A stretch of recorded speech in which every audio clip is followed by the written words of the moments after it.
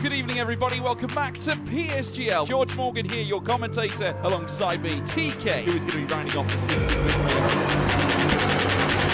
Down the inside, absolutely possible scene. This is for the win between these two. I'm on the edge of my seat. He needs to get it done now. Blakey will dive to the inside. We're robust. We've got our elbows out. Ronar takes the lead. Because here comes Alfie Butcher. Can't really complain with that one. It's not going to be easy. The pressure is on, of course. Yarda Watmere is your champion.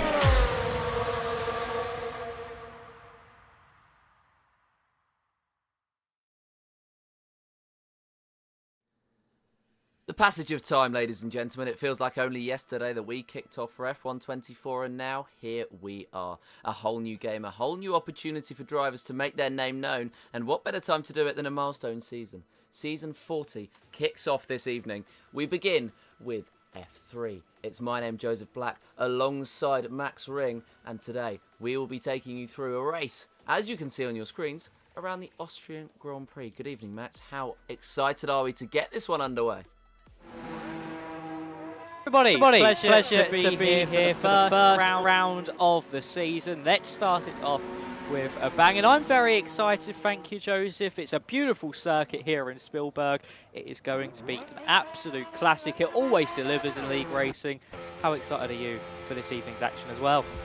Oh, very, as always. It's a great time to get us underway. This game looking much more promising than the last, and Spielberg to kick us off.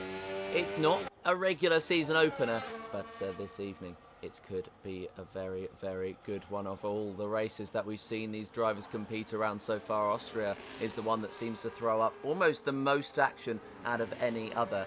And with the 17 drivers we have on the grid now, with the 19 that we have projected, it should be a very, very good one. Lots of drivers out on circuit to kick us off already. And, well, the first car to go for a full lap around F125, around any circuit here for Season 40 is Zalambida. Max, take us away.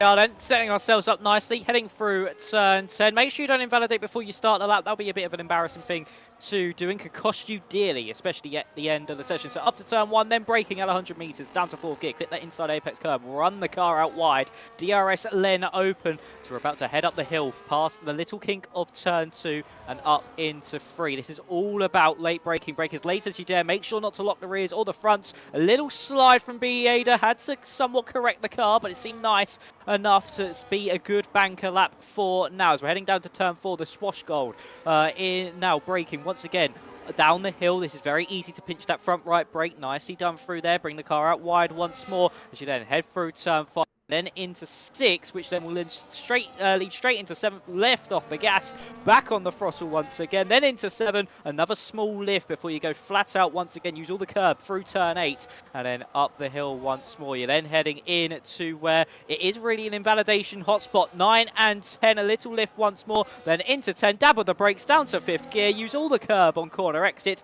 and Zalambida to kickstart the season. What's the benchmark? A 1 minute 3.019, not too bad from the Williams man, and kept it nice and clean on that first run of the season.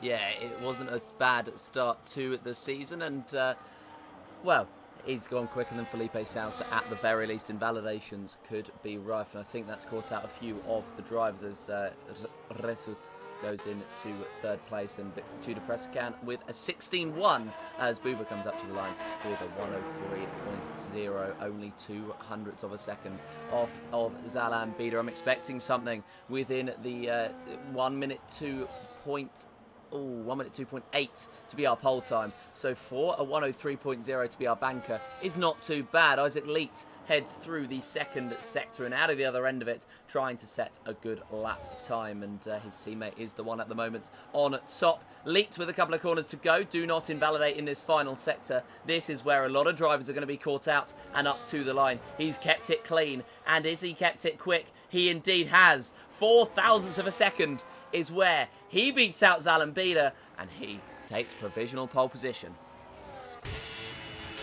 Nicely done there from Isaac Leet. Super close so far between the top 5 as Wojtek Steg moves himself up into 5th place. Less than a 10th separating those top 5 positions. Who's next on a lap? It looks like it's Lucas in the McLaren now heading through the middle sector split. A little dab off the throttle, back on the power through. Sif Gearin is actually invalidated on the exit of turn 8. We'll probably finish off the laps to get a banker on the border. Will he dive it into the pit lane? No, he's going to finish it just to get that delta time. That is so crucial around a circuit like Austria, where it is so short. You can only find minuscule moments of lap times. It would have been a 1 minute 3.1, so that would have put him into 6th place. But it's a circuit where you're so on the limit. It's so fine margins between completing a lap and invalidating it. As Thomas Seto comes up to the line, he then slots into 6th place, only just off Wojtek Steg, and that's 6 cars now within a 10th of one another. Valentino Labella aborting his lap, a 17.4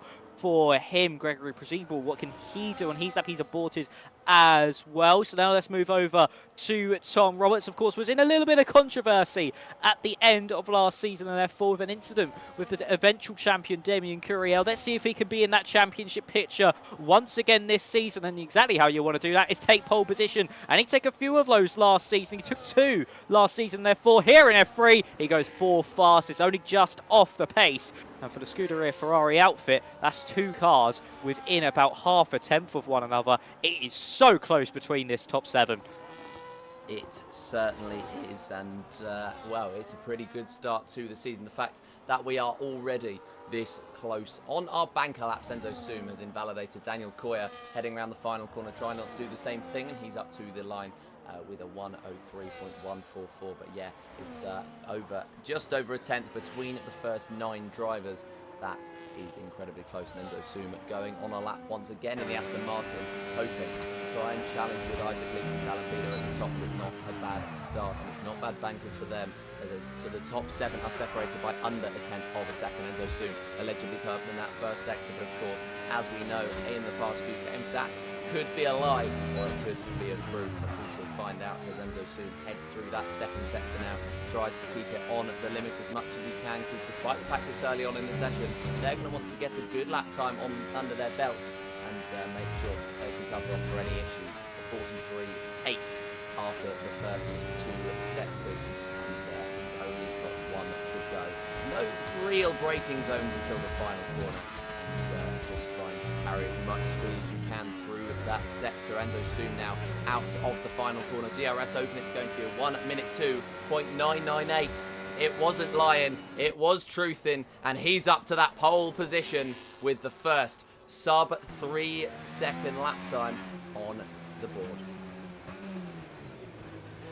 Doing that on 2-lap old soft compounder tyres is absolutely spectacular. Around a circuit like Austria, they do wear quite substantially this circuit, very high on the tyre deck this year. And for Soom to be the first driver into the 1 minute 2s, that's exactly what you want. You want a time like that straight off the bat, and you can constantly keep building off that. Jakub moves himself he gained 3 tenths on that lap, down in 11th currently, and stays in 11th for 1 minute 3.178. So another driver that moves ever closer to that pole position spot. Alan Bieder in the Williams is actually reserved for this evening. Same with Richard Sprogis. He is also a reserve racing tonight. And also Jakub as well. So that's the 3 reserves looking to make an impact straight away, proving yourself at the earliest of opportunities. So then, in case a full-time seat appears in the midpoint of the season, you can get first dibs at it. So everybody somewhat in this lull stage of the session, just sitting in their garages. Of course, only 3 runs these drivers will be doing, saving a set of the mediums for the race, you would think, or a set of the hards. It is going to be a 2-stop around here tonight. The tyres wear too much for a 1-stop. You're going to count your lucky stars if you're going to be able to try and pull that one off. But a 2-stop is the recommended strategy. It is the fastest strategy. And for these drivers, they're now just sitting in the garage, and we'll see the herd stampede out of their garages. Now we're at that midpoint of the session when you want to get those second runs on the board, and the first driver coming out of the pit lane, I think, is going to be Richard Sprogis, who's on his first lap of the session. Yes, it is Richard, who's now heading up into turn 2 on his outlap.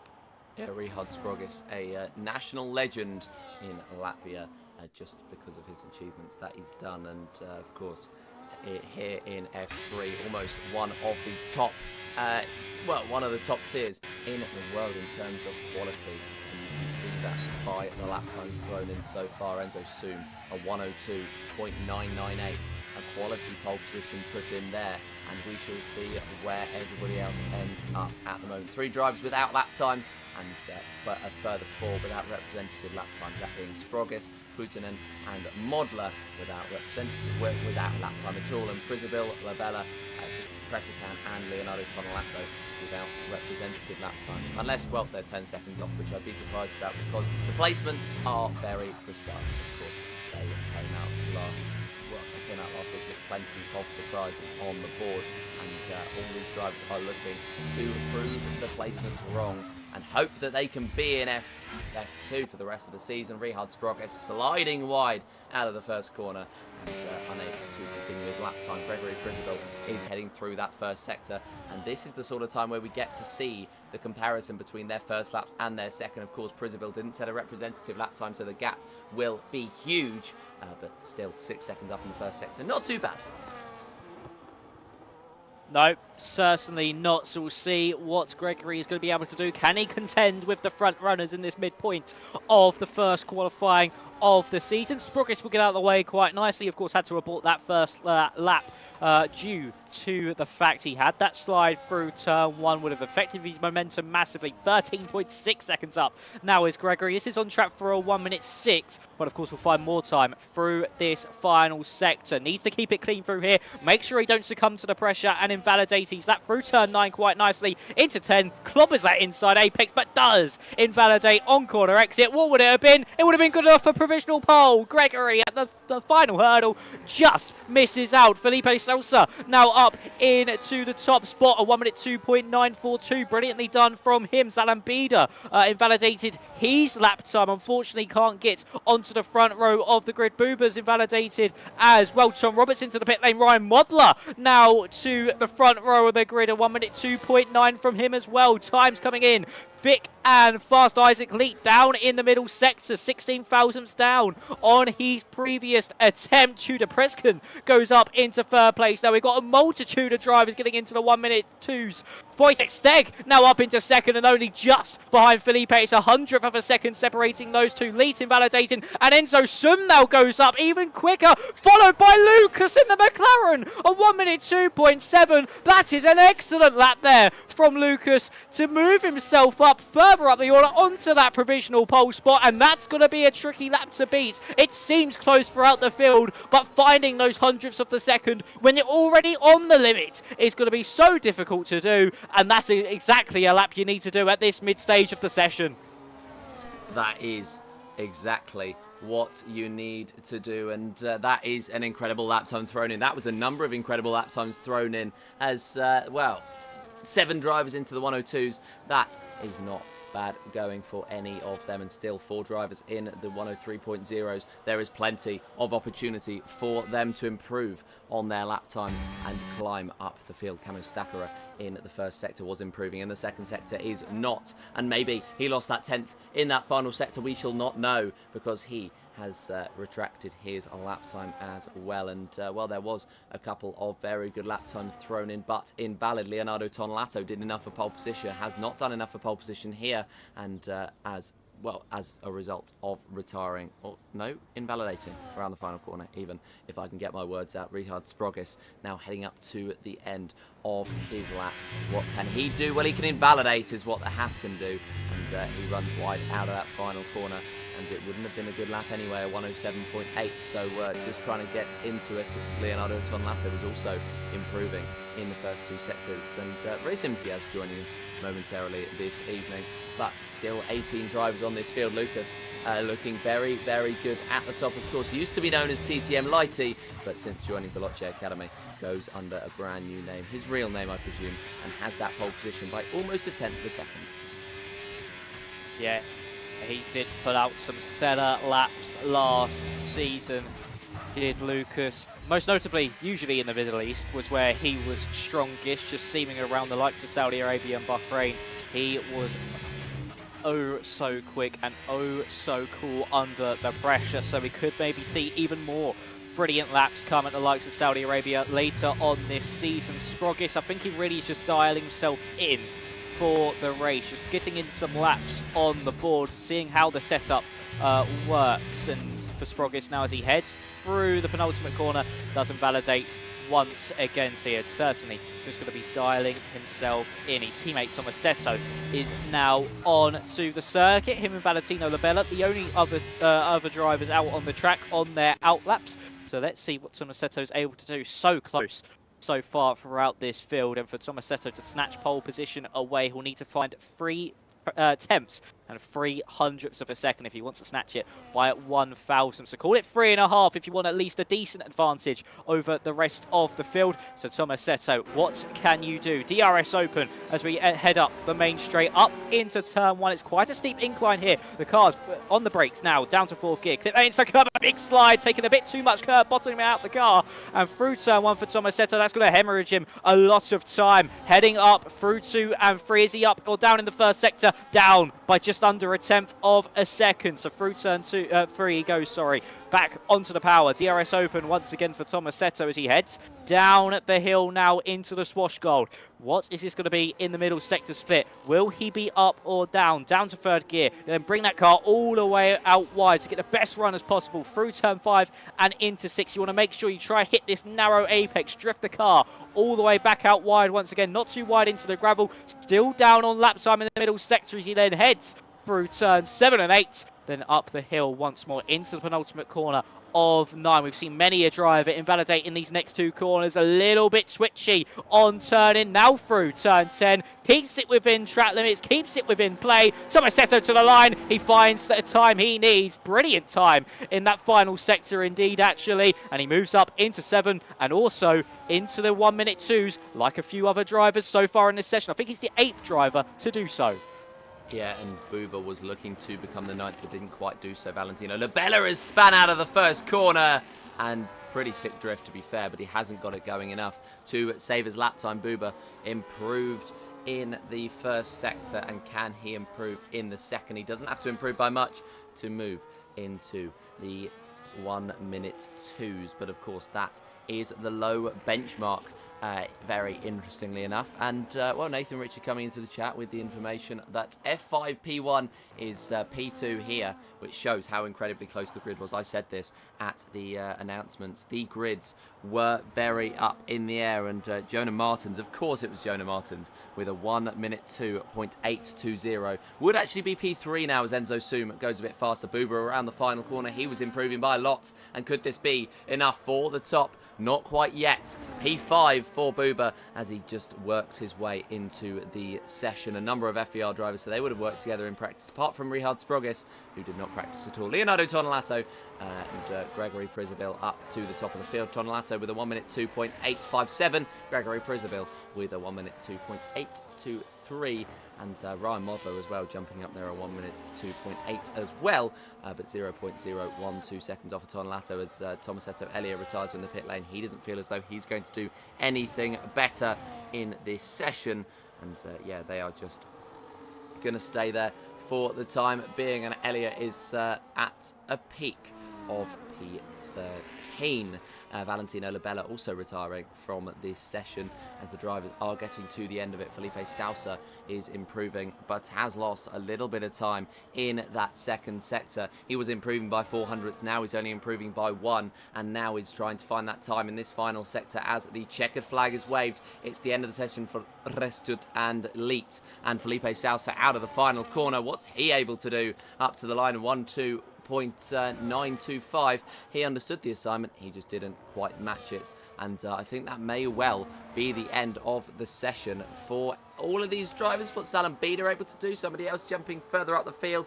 And I believe that was Kamil Stakara going 1,000ths ahead of Zalan Bida, who is heading through the second sector, but I believe he's backed out as well. Tudor Pressakan still on a push lap, and he's improving by almost 0.2 of a second around the final corner. He's invalidated, and that has to be the end of the session. Indeed it is, as Richard Sprogis is invalidated as well. Lucas Patainen takes pole.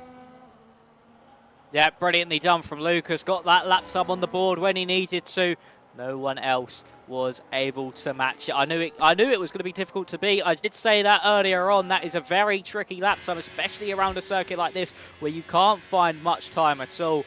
And he understood exactly what he needed to do. That was absolutely perfectly executed by Lucas, getting it done in the mid-session and not really having to push too much at the end there. So your order is as follows for the Austrian Grand Prix. Round 1 of the season, pole position goes to Lucas, then Enzo Sum in second, Gregory Przebil in third, then Leonardo Tonelato in fourth, Ryan Modler fifth, Tom Roberts sixth, and then Felipe Sousa in seventh, Daniel in eighth, Wojtek Steg in ninth, and then Buba rounds out your top 10. Only 1,000 quicker than Jakob. Then it's Camille Statua, Zalan Bieda, Tomasetto, Preskin, Leet, who was on provisional pole for a majority of that session, ends up in 16th, Valentino Babella in 17th, and then Rihard Sprogis rounds out your field, but he was doing mainly race laps, just trying to get an understanding of the track and the setup as hands. But we are going to be into the race ever so shortly. And this, Joseph, is going to be shaping up for a good one. If we are as close in the race as we were in qualifying, we could have a good 15-16 car battle for this race victory.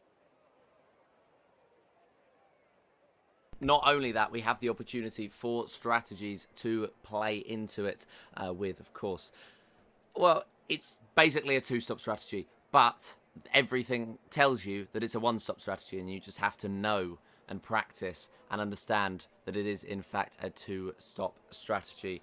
And, yeah, they are just going to stay there as it is, as Jonas Martins went even quicker in his qualifying session in F5. He actually set a lap time quicker than F3. So, I mean, there's levels to this game, and Jonas Martins at the moment is on top. But, of course, they were placed in these tiers for a reason, and it is not necessarily on their one-lap pace. Everything is taken into account, not just their time trial laps, not just their one-lap pace, but their whole race distance as well. And this is about, this is what we're about to see as we head to the 5 lights here in Austria. Yep. Exactly what you'll want to see, a strategic battle along with hard racing. Two-stop is the optimal strategy, but will we see someone further back dare to go for a one-stop? It can be done, it is possible, but you need some sheer luck on your side, and some may call it dumb luck, and some may just call it pure genius and pure tyre management. Of course, once you get to that 75% window on those tyres, it is pretty much a lucky dip at that point for when you are going to get a puncture.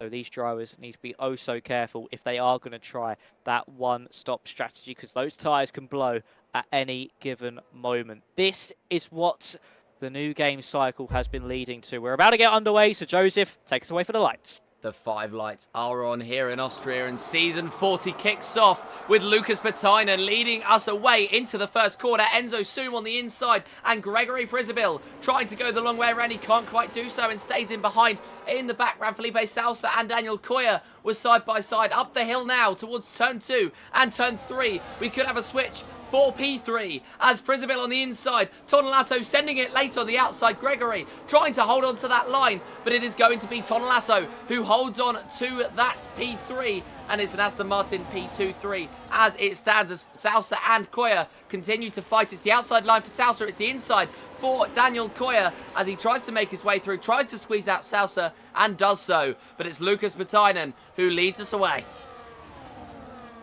Brilliant stuff from the McLaren man. His other McLaren teammates just got past 2 into turn 6. It was Bieder and Jakob, and he's managed to get by nicely there, up into 12th place. A dream start for him. Same for Camille Statura as well. He's up into 10th place, and now facing the back of Buba in front. Lucas wasn't able to break the DRS, so of course DRS is now enabled after the first lap, so he's going to have to keep his wits about him, as Enzo Sum could potentially fight for a challenge. Gregory Przebil behind Tonelato. He'll want that position back. He'll come for blood over the course of the next few laps. Actually tucks out of slipstream. Of course, engine temps are very, very crucial on this game compared to previous titles. So drive will need to be wary of that as well, following the cars ahead. So far, everybody getting through quite clean. It was a very clean opening lap, actually, as Tomasetto able to get past not only Zalambida, but Jakub as well. A brilliant move around the outside of the pair of them. Zalambida now attacking the Alpine into turn 4, the Schwarzgold. Is this going to be a move made by the Williams driver to move himself up into the position? He is just lost. He now is actually going to go for the move onto Tomasetto as well. Couldn't get 2 for 1, and he has to slot into 14th place. Your biggest gainers on this opening lap is actually Tudor Prescan and also Kamil Statura. Your biggest loser is Jakub, down from 11th to 15th. A disastrous start from the Alpine. Everybody else losing 1 or 2 places. 2 places going to Wojtek Seg as well. He's down to 11th from 9th. But so far, so good for everybody. Everybody has survived the first 2 encounters of this race, and everybody on the medium tyres. Everybody on the medium compounded tyres, so the strategies may well be matched, at least at this point in time, as Leonardo Tonelato may well be attacking his teammate. He couldn't quite do so and tries to break early, get the exits on Enzo Soom and close down on his Aston Martin teammate, but no luck for the time being, and he just stays in behind as something's happened to Jakub, as I think he's had a poor exit out of turn number 3 and may well be dropping all the way down the order, as trying to fight with Isaac Leet around the outside may well allow Valentino Labella into the fight for that P17, but for the time being he stays right where he is down at the bottom. Lucas Patainen still leading this race ahead of Enzo Soom and trying to build up that gap. He will like the fact that Tonelato is trying to pressure Soom early on, as the 2 Aston Martins may well fight, which will allow Lucas Patainen to try to break away. It's a huge opportunity for the McLaren, and he has to manage it carefully. He doesn't want to push too hard, because then he may well fall right back into their grasp as they head on through this race. But the 4th lap has just begun. Patainen leads the way and soon closing in on the lead with the DRS. Tonelato looking to fight for P2. Yep, certainly is, as you see it all bunches up into turn 3, and just cars trying to avoid one another, having to brake earlier and earlier, as Jakub is now overtaken by Valentino Labella. The 2 Alpines having a disastrous evening so far. Roberts is looking at the back of Ryan Modler as well. He was really close coming out of turn 9 on the previous lap, under attempt separating, and Roberts actually had to look to the inside to avoid the back of the Kick Sauber, so he maybe has a point to prove up here in F3, as we then head through the left-hander of turn 7. Through turn 8 we go as well. Enzo Summers actually closed down that gap to Putanen in front. So are we going to see the Aston Martin potentially have his best form of defence be attack? DRS is open for everybody behind Lucas, as he is the leader of this DRS train of 19 cars. Now, down into turn 1. A big slide for Soom, but also a big slide as well for Tonelato. This could maybe invite Gregory Presibel to go for the move, but once again, just pulling out of that slipstream. It seems that Gregory not wanting to go for the move, maybe being the first stint, taking it a bit more gingerly, just wanting to build himself into a rhythm and not lose any places at all, more than he has lost already. And for Gregory, he's doing well so far, keeping it clean, keeping it consistent. Opening 5 tours of the race, he's still right on the back of the 2 Aston Martins in front. Yes, just trying to apply the pressure, and the Australian is just allowing himself to close right in on the cars in front. Tonelato and Roberts close to the cars in front of them, Soom and Modler respectively, as Tudor Prescan makes his way past Wojtek Steg and up into P11, and now tries to attack Kamil Stacker, but the Ferrari looking to that inside. Prescan covers it off the outside as well for Steg, but Prescan still moves to cover that one off. And I'm not sure that'll be a move that Steg will be happy with, as the McLaren made himself as wide as he possibly could and potentially weaved down the straight. But now, as they head into the first corner, Prescan is still leading the 2 and trying to close in to Kamil Stacker. It's so important to keep that DRS as they head up the hill. There's 3 DRS zones in this area of the circuit. It's out of the final corner, out of the first corner, and then out of turn 3, because turn 2 doesn't really exist. Now, Tonelato closer than ever to Soom. Soom closer than ever to Putanen, and both Aston Martins look for that outside. Putanen breaks late and may well outbrake himself, but has not done, and Soom was hoping for that outbraking. Tonelato was preparing himself for the opposite scenario and did pull alongside Soom, but not for long enough. And the top 3 stay in formation. Presibel getting closer and closer. He certainly is, and that was all thanks to a mistake there from Putin. Up at turn 3, he just locked the rear tyres, or maybe got a little bit too hot on the throttle, and he nearly went for a spin up at turn 3. And Brzeebul is the first driver into the pit lane, so we've had the first driver pull the trigger for the undercut, and it is the Mercedes of Gregory Brzeebul. So let's see where he comes out in relation to everybody else, and let's keep an eye on this battle for the front. It's Tonelato into the back of his teammate, who went a little bit wide in that dirty air. Of course, dirty air a lot more predominant on this year's game. A lot of understeer can be had through the likes of those high-speed corners, and Enzo Sum, his chance at maybe overtaking for the race lead has just gone a-begging, as now Putin will surely be able to get the drive out of turn 3 and be able to hold on all the way down into turn 4. Brzeebul onto a set of the hard compounded tyres. He's 12 seconds away from Jakub in 17th, who's actually now dropped a second off of his teammate. So we'll see what builds there for the Mercedes man. Of course, he will have an older tyre delta. He's definitely committed to the two-stop strategy, but will he have a big enough advantage over everybody else, and will anyone respond this lap? You're mainly going to be looking at Tonelato or Modler if they will respond to Brzeebul's pit lane excursion. Actually, Enzo Sum is the one to respond. He's into the pit lane now. It's the Aston Martin from second place. His tyres may have slowly been fading, and let's see where Brzeebul comes out in relation to the Aston Martin. His tyres may well have been fading, but he doesn't want to drop too low down the field, as Putin went wide out of the first corner. So maybe the tyre wear is pretty bad, as Tomasetto Elia and Valentino Labella, as well as Wojciech Steg, all come into the pit lane. So maybe they are really suffering from that tyre wear, with Putin struggling out of the first corner, as Tonelato chasing in behind, and Kamil Stachura going around the outside of Judah Presican just to fight for that P8 spot at the moment.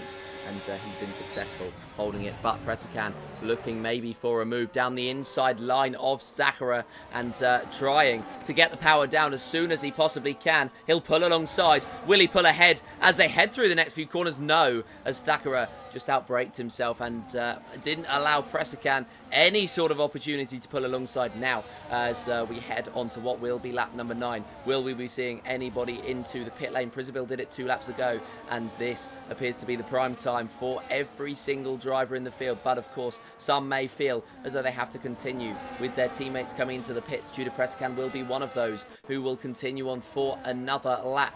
Sprogis and Buba, as well as Isaac Leet, will continue on. Everybody else, though, has come into the pit lane, and so this is the moment for Buba, Presican and Sprogis and Leet as well to try and push. But I'm going to focus my attention on Gregory Prisabil and Enzo Sum. They got the fastest lap the last time around. Prisabil especially did. But where is he going to come out in relation to those coming out of the pits? It's going to be 1.7 seconds the difference between Enzo Sum and Lucas Puutinen. So depending on the wear that Prisabil and Sum have got on those tyres, they have played this perfectly. They certainly have, but is it me, or is it starting to get more and more overcast over this circuit, over the Styrian Hills?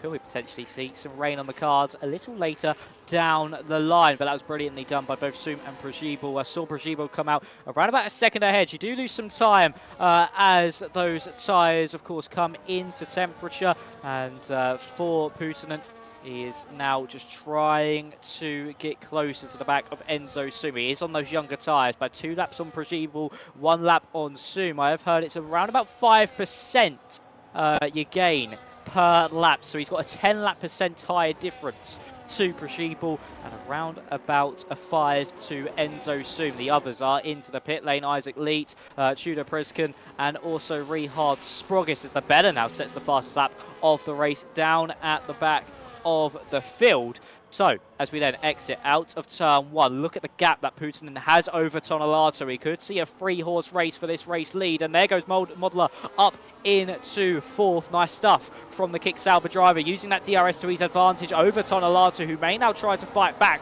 into turn 4. Won't be close enough to get the move done. So for Tonelato, he's going to have to sit into 5th place. But for Puutinen, Sum and Brzeebul, they've got a healthy near 2-second lead over the rest of the field.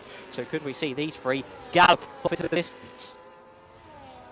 We may well do, and well, with Ryan Modler 1.8 seconds behind, he's got a huge task on his hands to try and offset that one. Well, he's got a huge task to try and offset those 3 DRS zones in the final, or in the first few sectors in fact. In the first and heading into the second sector, they have a lot to work with and to work for as well. But Ryan Modler, fastest lap of the race, that is going to help him on his journey, as he's just jumped over 2 seconds behind Lucas Putin, so that is not ideal for him. And without the DRS gain that Modler, that Tonelato is going to have on him as he passes, that is not going to help him, although he's going to fight Tonelato a little bit harder, but not too hard. And yeah, Tonelato going through on Modler and up into P number 4. Now Tom Roberts has that DRS on Modler as well, and tries to take advantage of that kick Sauber, who'll be a little bit demotivated after being overtaken. But how demotivated is he? The answer is not that badly, and just stays in behind for the time being. And yeah, not too bad for the kick Sauber, who needs to make his way past Tonelato now. If they want any chance to fight for this one in this race, they need to keep swapping. They need to work together in order to catch the top 3, who are just going to continue to try and blast away. Yeah, you took the words right out of my mouth. I was about to say that they need to work together. They need to keep swapping in those DRS zones, usually up into turn 3. That's where you really want to start swapping your places. And for Tonelato, he did gain a little bit over the course, over the last lap. Putin is maybe struggling a little bit, sitting behind Enzo Suma. Of course, the first time he's had to do it all race, and now he's actually going to maybe attack the Aston Martin up into turn 3. Used a bit of battery, but no, elects to sit behind for now, just playing the long game against the 2 in front of him. That gap between Tonelato and Putin, and now up to 2.3. The swap wasn't able to be pulled off last time, as here comes Putin into the inside of Sum. What a move this could be into turn 4. It was late to the inside line. Just as they hit the braking zone, he pulled out to the inside of the Aston Martin, and he gets the move done up into second place. Now second in the train, looking at Gregory Prujibul in front and looking to snatch back that race lead, which he held for that first stint. Those opening 8 or 9 laps of the Grand Prix were all in his favour, and now Putin is looking to fight back once again. He has that tyre advantage over the Mercedes, and now as we head out of the final corner, be DRS open as we head up into turn 1. The question is, does he do what Sum did and just sit behind, or does he go on the offensive? And by the axe he did on Sum there, I think he's going to go very offensive against Gregory Prujibul. Well, if we were talking about F1 24, then all day I'd say wait behind, wait for the last lap. But we are talking about F1 25 here, a whole new game where Dirty Air is a much bigger player, and Putin makes his way through on Gregory Prujibul. And, well, he wants that clean air up in front. That's going to be so beneficial for him if he's able to take advantage of it. By the way, Tonelato closed in on Enzo Sum on the last lap to 1.5 seconds, so he is really pushing, and he is coming under pressure from Ryan Modler, who looked for a move into turn 4, did not sense one. That was really there for him, so stayed in behind. But Tonelato now 1.2 seconds back. He is really pushing, and he's doing the rest of this field a huge favour in pushing everything that he's got to catch back up. Everybody, despite 1 pit stop and a third of the race gone, is on a set of the hard compound tyres within DRS, apart from Tonelato, and so that just it just shows how very quick these drivers are on this circuit, and how very quick they are in relation to each other, which is almost identical pace. This is exactly what you want to see in a tier. All these drivers so close together, despite this dirty air after the third of the race, which means that any mistakes from these cars will be heavily punished. For example, if someone spins around, loses 5 seconds, suddenly they could be facing no points finish in this race, as Isaac Leak makes his way through on Kamil Stakara for that final position. Stakara has had a horrible time of it in this race, and it's only just gotten worse for the kick Sauber as well. The position changes. He has lost 6, which is the worst loser of the day. He's lost out even more than Jakub Kreszczuk in that P16 for the time being. The biggest winner in the meantime is, well, Valentino Labella, who's gained from 17th up to 11th. Elia Tomasetto as well, who's gained from 14th up to 9th, so not too bad. But everybody in the top 6 staying exactly the same place, apart from Prujibul and Sum, who've swapped, and Tonelato now only 5/10 behind the top 3.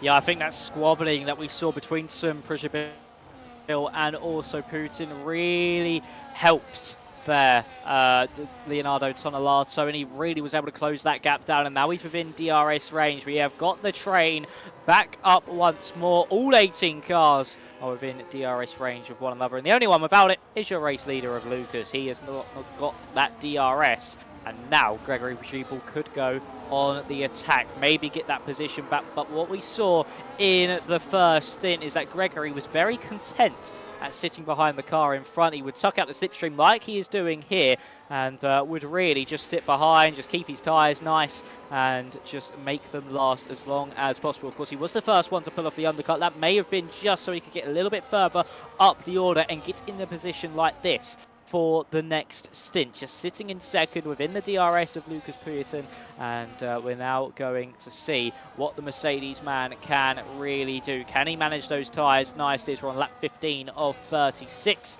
3 more laps until we're into that halfway stage of the race. Then it'll be DRS open for Gregory as we exit out of the final corner. It seems everybody is around about half a second back from one another. No real moves being made. Isaac Leitz picks up our second time penalty of the evening, down in 17th. That man could have potentially took pole position if the session ended at the start of it, and unfortunately for him was not able to improve on that lap, so it's really cost him dearly, now sitting down in 17th place after starting in 16th. So as we exit out of turn 3, Booba going for the move on Zalan Bieda, actually, as the Red Bull looking to move himself up into 12th place. Will he be able to do so? The Williams fighting back here, trying to get that position back into his hands. Booba on the outside line. Will he be able to get this one done into the Swash Gold? Some contact is made, and Booba able to move up into 12th. Bieda has to sit behind, and will he fight back into 6th? No, just to sit behind. They don't want to lose too much time. They don't want to lose that DRS,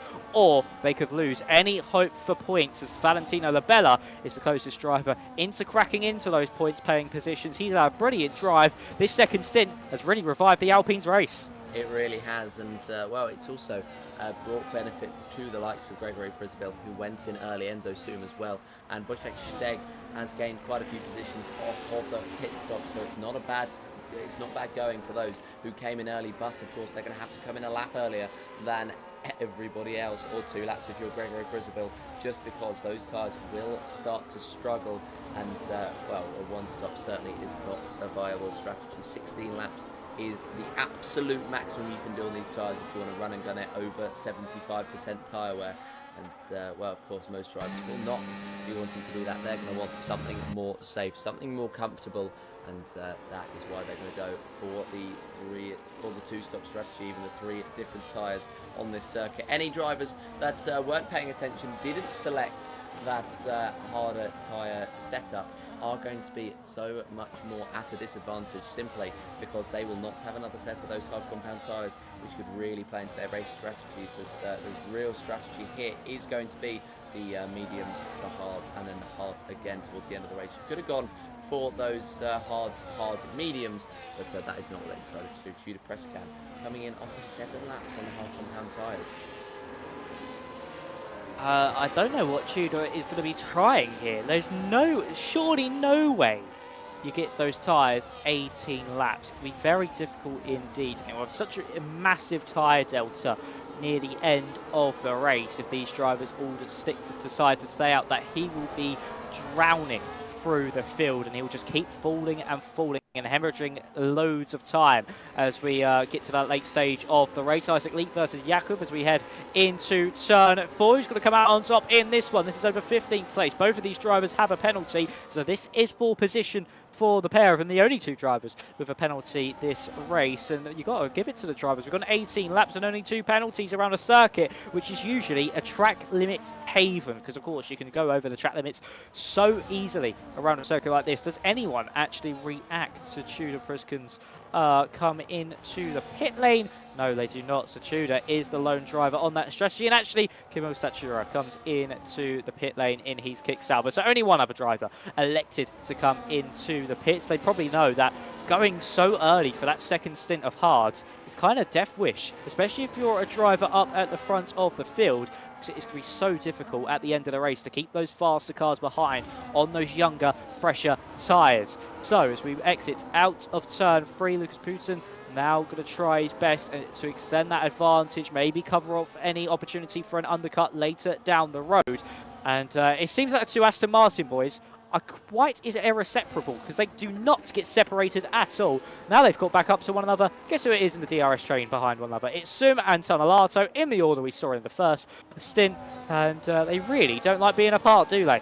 No, and I don't imagine they're going to be apart for much of the rest of this race, or at least if they are, then something has gone very wrong for them, as they're just trying to stay within range, and into the pits, in fact, comes Enzo Sum, proving us completely wrong. So it's only a couple more laps, and Tudor Presscan who's tried to do the same thing as Gregory Prisbil did in that first stint, and go a couple of laps longer, but it may well be a bit too long in this race, and maybe they might be actually looking at a 3-stop strategy, which would be insane, as the lap isn't that long around here, and you're going to lose about 19 seconds around Austria, so that is not necessarily the smartest thing to go for, but that is what they have done, and I think you may well be seeing Tonelato, Modler, Roberts try and stretch this stint a bit longer, simply for the reason that they are going to stay and have fresher tyres at the end. Stay out now,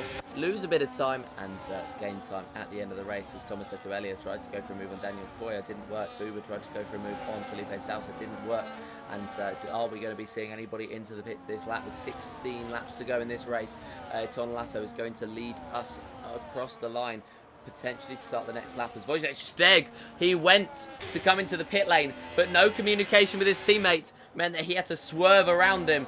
That's not ideal for the Thomas Enger driver, and that is something that they're going to have to talk about, as he was right in behind his teammate. They both went to come in, they both shaped to come in, and now it's only Steg, Sproges, Leet, Restut, all those 4 staying out. I thought I saw another, but no, it's only those 4 staying out, and that's a very interesting choice, although forced, for Wojciech Steg. Yeah, it's a very interesting choice. It's actually Prajipal, Lucas, and also Enzo Sum come out quite a way clear. And actually, Prajipal and Lucas are 1.8 seconds ahead of the Aston Martin driver. So, have Gregory Prajipal and Lucas Putin really played this one, played their cards absolutely perfectly? Have they done a blinder of a strategy? Will this work into their favour? Are we going to have a 2-horse race for this race lead? Tudor Prescott on that 3-lap overcut on some of these drivers. He's actually put himself up into a net top 5. So it's a good strategy so far. Just needs to stick within that DRS of the likes of Tonelato and Modler if he does get by, as we have Isaac Lee and Wojciech Steg finally into the pit lane. Riyad Sproges stays out, and so does Jakub as well. It's been a disastrous race for the pair of them. Of course, Sproges with no practice, and then Jakub just has been nowhere all race. Prajipal sets the fastest lap of the Grand Prix. He likes doing that when he gets those fresh tyres on. He set the fastest lap at one point when he got these fresh hards on last time around. This time around as well, he's put another fastest lap into the bag. Is he going to go for the move here on Lucas? Yes, he is. I think the McLaren driver actually just letting him through. So Gregory Prajipal takes the net race lead away from the McLaren. But is this all just a ploy from Lucas to just sit behind for a majority of this race, just focus on keeping those tyres nice and calm, nice and toasty, and just make sure he gets to the end of the race and potentially make Gregory work his tyres those a little bit more, because he's going to try and push away from the McLaren. So what is this strategic play coming from the Woking-based team? Well, at the moment, whatever it is, it appears to be working P2 overall. And, well, for Gregory Prisbil, his strategy worked perfectly, going a little bit longer into the session and just coming out of it with a regular start again and doing very well to continue on. Riyad Sproges needs to come into the pits in the next few laps. So does Jakub Restut. They went for the traditional strategy I thought they were going to, where they are just continuing on that set of hard compound tyres, which is going to allow them to have a brand, or a fresher set at least, at the end of the race. Tonelato and Sum have swapped positions. Modler was very close to fighting with Tudor Prescott on the last lap. He's not going to do so again unless there's a mistake made by the McLaren. But I mean, this game has been a very, very big one for 1 lap offsets. So 13 lap old tyres for Riyad Sproges are going to be so much quicker than 14 lap old tyres for Jakub Restut. You wouldn't have noticed it until you get towards the end of the stint, the point at which they're at. By the end of this race, I'm expecting, if Sprogis and Restud are not at the top of the field, I'm expecting someone like Leonardo Tonelato to be flying at the top of this field. Ryan Modler and Tom Roberts also have the opportunity. But that one lap could make a whole lot of difference. It certainly can. I mean, of course, you hit the cliff that one lap later, you can find abundance of time. And Tonelato, look there, fastest lap of the race. He's got a 1 lap tyre difference. So he will, of course, as I said, hit that cliff just that 1 lap later. And that could be oh so crucial. But with that, you have got to be good on your tyres. If you eat them away too quickly, and yes, you do have that delta, you could still hit the cliff before the others. You need to be pushed, but you also need to be smart with your tyre deck. You need to be smart where you push, not and when you push, not how hard you do all around the circuit. So, for Lucas and Gregory up at the front of the field, they've got a 3.2 second advantage. That's exactly what they need for now. They're coming up to the back of Jakob, who is going to be struggling around this circuit compared to the two behind him. Of course, that's a 11 lap tyre difference between the trio. And there we go. Jakob's coming into the pit lane, or is he just letting him through? No, coming into the pit lane is the Alpine. Lucas goes really wide through turn 9. That could have cost him dearly if he was on his final warning. That could have picked up a 3-second time penalty. Jakob, 10-second time penalty, speeding into the pit lane as well. It gets bad to worse for the Alpine man, and also Riyad Sprogis did come into the pit lane on that last tour. Is anyone going to go for a move further back? Tomasetto could be looking for a move on Daniel in front of him. The V-Carb versus the Haas as we head up into turn 3. And actually here, Joseph, instead of going on to the hards that we thought he would, Riyad Sprogis has gone onto the mediums, and also Jakob onto the softs. They definitely won't make it to the end, but Sprogis on those mediums, let's see what he can do with 11 laps to go in this race. Yeah, puncture range, if he can nurse those tyres, will be around 13 laps. So he is stretching it. Those tyres will be knackered at the end of the race, but they won't be around puncture unless he is just absolutely, unless he's destroyed it. But Jakob, I'm not sure what he's doing. I genuinely reckon, and I don't want this to happen, but I genuinely reckon he's put the wrong tyres on, and next lap he's going to come into the pit to retire from the race. And, well, I hope that doesn't happen, mainly because it's fun saying Restud, but other than that, I reckon he's going to come in again, because that cannot be a serious switch of tyres, unless there's some sort of crash get going on, in which case his benefit has been nullified anyway, because he's down at the bottom of the field. So I really cannot understand that strategic decision. But no, he carries on, to be fair to him, and well, he's hoping and praying for a safety car at this point. I think it's crazy that everyone 3rd down to 16th is still within DRS on lap 26, and Leonardo Tonelato is only 2.4 seconds off Lucas Patainen. If he can do the work that he did earlier to catch up to the cars in front, everybody will be thanking him so much for this one. And, well, it'll be, let's just say, the least controversial thing Leonardo Tonelato's ever done at Austria. Yep, it certainly would be. And for Tonelato, he is really hunting down the two in front. That gap was 3 seconds over only a couple of laps ago.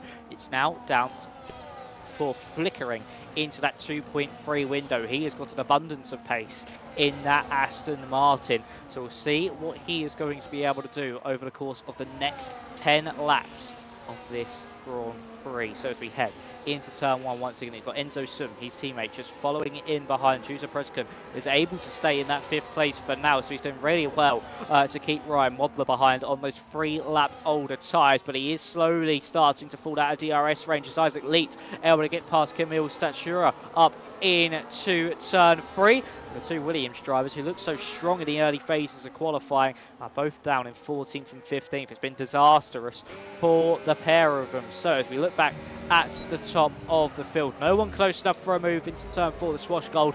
But Preskin, I think here, Joseph, is going to come under a lot of pressure over the next couple of laps. He's starting to lose clear time to Enzo Sum in front. He really is starting to hurt on those older tyres. The pace is certainly dropping out of his favour. So we're about to start lap 28 of 36 with 9 laps to go.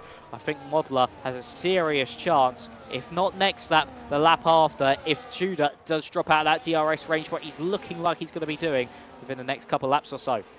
Well, I mean, I hate to say I told you so, Tudor, but I told you so.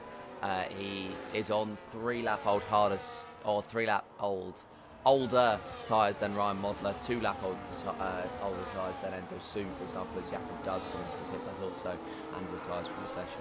But yeah, for someone like Judah Brescan, those tyres, it was going to be a good strategic decision, but he came into the pits a little bit too early as Steg and Felipe Sousa are wheel to wheel. Steg later on the brakes but locks up, and now around the outside Felipe Sousa tries to go, but Steg locked up just that little bit too much and closed off the door to Sousa, which prevented the opportunity to pull up alongside. So unintentionally good defence from Steg, or maybe intentionally, I don't know. He may well have known exactly what that one was going to do, and just made the move to get in ahead and stay in ahead as well. Tom Roberts trying to close down on Ryan Modler. He could be closed down there by Daniel Foyer himself. 4.7 as we cross over to lap 29 of 36, and Gregory Friseville leads the way in this race. Lucas Batainen is in the DRS and getting closer and closer to the back of the Mercedes. Is he going to make a move into the third DRS straight on this circuit? As we mentioned before, this DRS straight is so important for overtaking opportunities because dirty air is so difficult on this game to deal with, but Batainen stays in behind. Those tyres are going to be more and more worn by the lap, and Gregory Friseville just holding on to it for the time being ahead of Batainen and trying to wear the McLaren's tyres. This is a crucial stage of the race. It certainly is, and I think Lucas here is just managing his pace at the moment. Doesn't want to be too aggressive. He is, of course, feeling the effects of that dirty air, getting a little understeer, especially through turn 6 and also into 9, really having to get out of the throttle and onto the brakes through some of the courses where in qualifying they were nearly flat out. So for Lucas, he might be destroying right-hand tyre a little bit more than what he would be hoping for, but he will crucially have that DRS on the final lap if things stay as they are on Gregory Przeeble in front. Tonelato's time is running out. He's not really been able to find any more inroads on the top 2, so it could be a 2-horse race in these final 7 laps of this Grand Prix. And further behind, Tom Roberts is actually being really reeled in by Daniel Koya in behind him in the V-Carb. He was actually closing in on Ryan Modler, but that pace has somewhat subsided as well once again. And we're now seeing the V-Carb maybe just close up to the back of that Scuderia Ferrari within the next couple laps or so. Shooter Preskin as well. That pressure has somewhat subsided as well from Ryan Modler. He's been able to keep within that DRS range of Enzo Soon. He was so close to falling out of it a few laps ago, but he's still just holding on into that window. So for Lucas and Gregory, are they going to be able to hold on to their gap? That is going to be the big question. And will Lucas, even though he's eating up those tyres more and more as each lap goes by compared to Gregory's in that clean air, he can drive how he wants. Will the McLaren still be able to pull off that move on the final lap? They are the questions that will be answered within the next few laps. And for Lucas, he is driving really nicely behind the Mercedes, but we know Gregory is an outstanding defensive driver. Indeed he is, and he's got the opportunity to demonstrate his defensive capabilities here today as Enzo Soon gets a much better run out of turn 3 than Leonardo Tonelato, and they head down the hill line astern, and it looks as though Enzo Soon is going to pull ahead. Indeed he is, and he becomes the latest to try and attack ahead. This might be teamwork between these two as Enzo Soon tries to close that gap. He may well just try to push with that ERS, and well, maybe Tonelato has used all his ERS up, and that's why he's allowed Enzo Soon through without much of a fight as they want to catch up to those cars in front. Lap 31 of 36. We're about to take over to lap 32 of 36. 5 laps left to go in this race, and Gregory Przeeble has the lead of this one. The defence on Lucas Batainen he's not doing yet, but he will do later as Leonardo Tonelato 3-second time penalty. That is going to cost him at least a podium in this race, if not even more. And well, he's going to try and get past Enzo Soon as they head out of the first corner. He got a much better run and he's going to get ahead, but up the hill Soon is going to have that outside line. No, he's not, because Tonelato's closed it off, and so Tonelato moves up into P3 on the circuit. Soon stays in P4 on said circuit, and well, he won't mind that he was overtaken by his teammate now, because Tonelato is going to push everything to try and catch up to the cars ahead, but also to try and offset that 3-second time penalty gap, and Soon can just be a passenger princess sitting in P4. Yes, he certainly can be, just sitting in that DRS and just taking in that yummy slipstream down some of those straights. But he gets a real big moment once again through turn 6. Are those tyres slowly starting to hit the cliff from Enzo and potentially Lucas and Gregory in front as well. Prashipal still doing really nicely, just holding off the McLaren so far. That gap's still remaining about 5 to 6 tenths of a second, and Tonelato has took around about half a second out of him over the course of this previous lap. So is Leo going to be able to close up? It is really running out of time, and a mistake like that will cost you dearly in your chase of the top spot. He does have that 3-second time penalty as well, but he would want to bring on along the others. Prashipal versus Lucas. Lucas gone for that move early. 4 laps to go, sorry, and he's gone for it already, but Gregory could fight back here, or will he just sit behind? He's got the battery advantage. He's now tucked into that slipstream and will just sit behind for now. He knows he has that tyre advantage. He knows Lucas would have just ate those tyres up sitting behind him. He'll have to, of course, navigate the dirty air effects, but his tyres will be in such a better condition, and he has that battery gain. That is around about 60% of difference between the pair, around about 30 for Lucas, around about 90 for Gregory. So the upper hand is in the Mercedes' favour, having that DRS as we're about to start the third to final lap of this race. Lap 34 gets underway now. We really are in crunch time, ladies and gentlemen, and if you want to make your moves, you're going to have to start making them now. You certainly are, with 3 laps to go in this race. Gregory Prishipal, he's been on the front foot this whole time, and he was sitting on the back foot for a couple of laps trying to get past Lucas Puttinen, or trying to hold on to the lead instead of Lucas Puttinen, but now he just has to go flat out. Bit of a lock-up for Puttinen. Draws one out from Prishipal though, and that means that the Mercedes gains no lasting advantage from it. He will though get the DRS down the next straight, but won't make his move past the car in front. This battle for the lead is lit up due to one small mistake from Gregory Prishipal, a lock-up into turn 3 that allowed Puttinen to sense an opportunity and go for said opportunity. We are head through now with only a couple laps to go. Puttinen leading the way as we've got an overtake further down the field. Steg and Elia Tomasetto side by side. Tomasetto with that inside line, trying to squeeze Steg so far to the outside line, but they are still locked in battle as Enzo Soom, 3-second time penalty. The yellow flag's out for Kemal Stakara, and well, finally they have stopped being side by side. Steg gets through on Tomasetto Elia, but Soom, 3-second time penalty. That's also cost him a podium. Tudor Pressacan, after 17 laps on these hards, may well have just lucked out and may well get this podium. He certainly could. The podium is certainly in the hands of the McLaren, and Prashipal was fought back already. We thought it might be the final lap. It's on the penultimate lap. He fights back. He's moved back up into the race lead to an inside move into turn 3, and now Lucas will surely just sit behind for that final lap of the race. Tudor Priskin, the 2 McLarens, could be on the podium in this, but in what order will it be? Will it be a 2-3 or a 1-3? That is going to be the question that'll be answered next time around. Lucas now into turn 6. Let's see how well those tyres hold up. A little bit of rear rotation. The rear axle just complaining on corner exit. You can see the sides from the McLaren as those tyres complain more and more as each lap ticks by. And Tonelato, if there was a couple more laps in this race, could have been within DRS range. But we're about to start the final lap of this race. Buckle up, folks. This is going to be a classic final lap between 2 outstanding drivers in this race. Lucas led for so long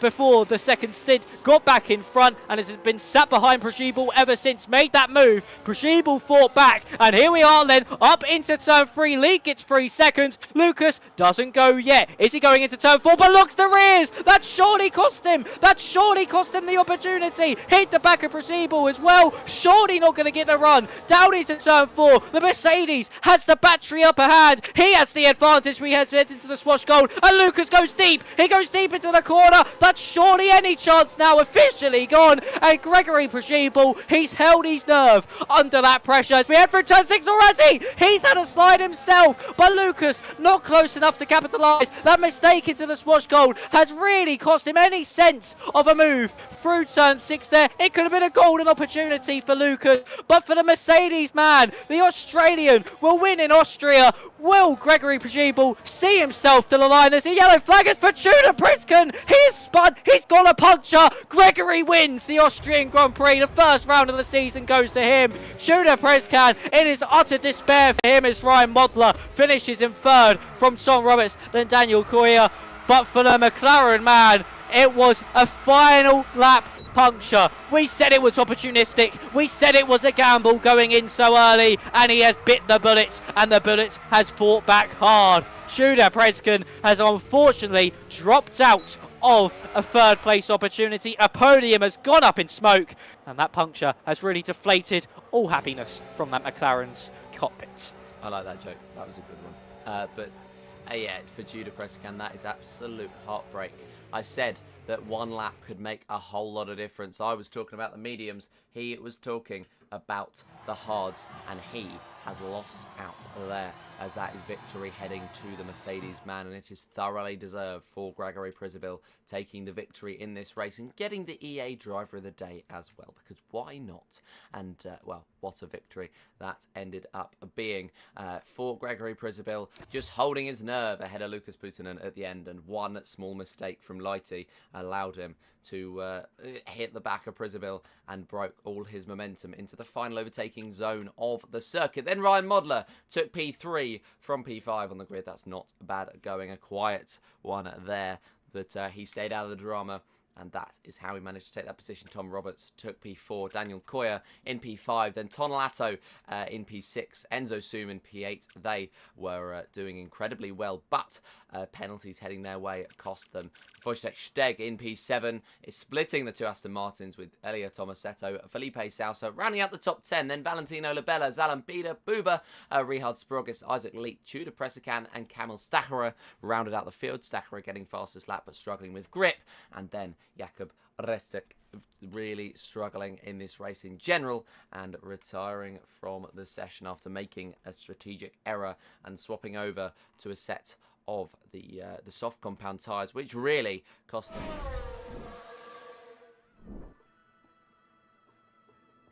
Start a campaign.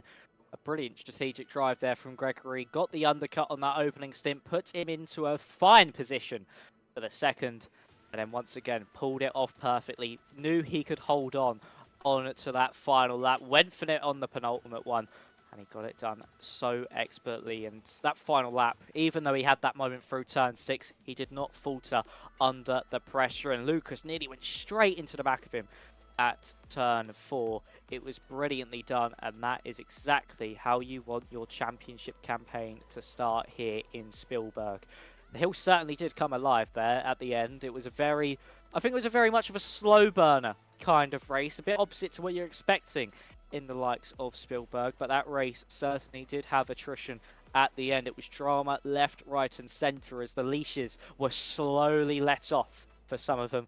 For Tudor Prescan, it was heartbreak at the final moment. The deflation he will feel after that puncture on the rear left. He got it in the penultimate corner as well. It wasn't even a lap before. It was staring at a potential P3, but at the final hurdle, he did unfortunately trip over. And for Tudor, that is some big 15 points gone a begging. And if he loses the championship by 14 points, he could potentially see this race in Austria. It's the reason why he lost out. Yeah, I mean, the first race of the season is it's always one that you want to try and win. And of course, it hasn't quite worked out for some of the drivers, but for Gregory Prisabil, his start to his campaign has begun perfectly. Those time penalties could cost the Aston Martin so much, but yes, that is indeed the case. We have no interviews coming in this evening, so Max, have you got any final thoughts before we round it out?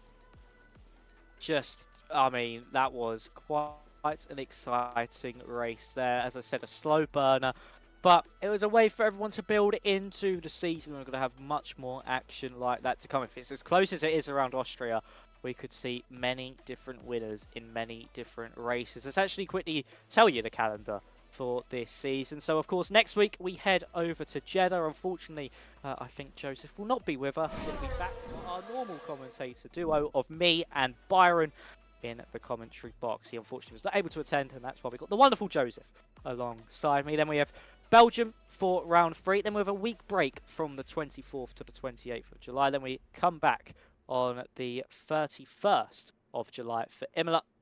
Then we head to Britain, Hungary, Bahrain before another week break at the end of August, the 28th to the 1st of September.